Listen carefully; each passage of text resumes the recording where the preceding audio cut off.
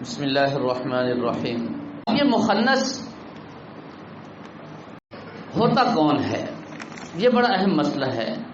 آج کل تو کتنے لوگ ایسے ہیں جو مرد ہیں، ان کے احکام مردوں والے ہیں، وہ اپنے آپ کو خنثی بنا کر پیش کرتے ہیں، وضاقتہ چال ڈھال سرخی پاؤڈر لگا کر وہ اپنے آپ کو دوسری مخلوق میں شمار کرنا شروع کر دیتے ہیں۔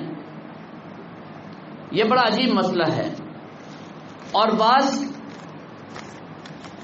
مخنث ایسے ہوتے ہیں جو لڑکی کے حکم میں ہوتے ہیں، خنثی کے حکم میں نہیں ہوتے، ان کے بھی مزاج میں بگاڑ ہوتا ہے، وہ اپنے آپ کو مردوں کی طرح بنا کر کے رکھتے ہیں۔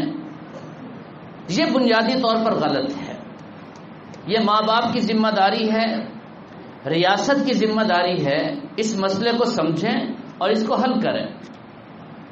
مسئلہ یہ ہے کہ گھر میں چونکہ تربیت نہیں ہے، یاد رکھیں جس طرح مرد کے لیے جنت ضروری ہے، عورت کے لیے جنت میں جانا ضروری ہے اور جنت والے اعمال کرنا ضروری ہے، اسی طرح مخنث خنثی مشکل جو حقیقتاً خنثی ہو تو وہ بھی آزاد نہیں ہے، دین کا پابند ہے، اس کی وراثت کے احکام ہیں، اس کے جنازے کے احکام ہیں، اس کے غسل کے احکام ہیں اور اس کے نماز روزے کے احکام ہیں۔ عبادات میں ایک ایک طریقہ شریعت مطہرہ میں موجود ہے، اس کو ایسے چھوڑا نہیں جا سکتا۔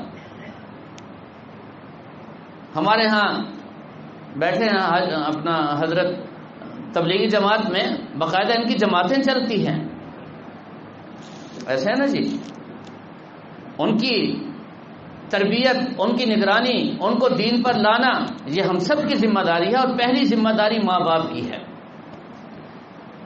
اب توجہ چاہیے، جس میں مردوں والی علامات پائی جائیں،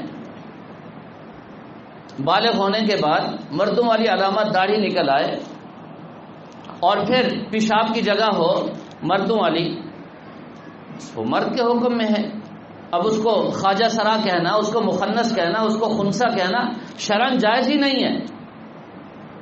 اسی طرح اگر کوئی ایسا ہے کہ اس کے پستان نکل آئے، ظاہر ہو گئے، اور پھر شرمگاہ اس کی عورتوں والی ہے، علامات عورتوں والی ہیں، وہ عورت کے حکم میں ہے،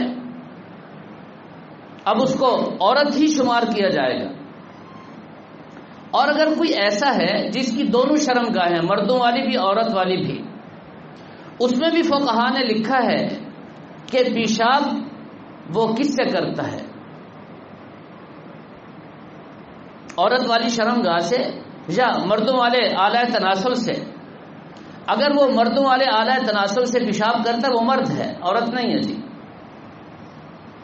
اگر عورت کی شرمگاہ اس کی موجود ہے، وہاں سے اس کا پیشاب آتا ہے تو وہ عورت ہے۔ پھر اس کے آگے مزید تحقیق کی ہے، شریعت مطہرہ میں موجود ہے، اگر دونوں سے پیشاب آتا ہے تو پھر دیکھیں سبقت پہلے کہاں سے آتا ہے، جہاں سے آتا ہے اسی کے حکم میں ہے وہ۔ اس کو ضائع مت کریں، اس کو مرد کے حکم میں یا عورت کے حکم میں لے آئیں، اس کو تیسری مخلوق شمار کر کے اپنے لیے اور اس کے لیے مسائل پیدا نہ کریں۔ ہاں اگر کوئی صورت بھی نہ ہو، کوئی علامت بھی نہ ہو، نہ مردوں والی نہ عورتوں والی، اس کو خنثی مشکل کہتے ہیں۔ یہ ہے حقیقتاً خنثی، اس کے احکام جدا ہیں، باقی جتنے بھی ہیں یا مردوں کے حکم میں یا عورتوں کے حکم میں۔ اور پھر ظلم یہ ہے کہ پاکستان جیسے اسلامی ملک میں یہ جو ٹرانسجنڈر کا جو بل آیا، یہ کیا ہے؟ کھیل تماشا ہے، اور اس پر جتنا بھی مذمت کی جائے وہ کم ہے۔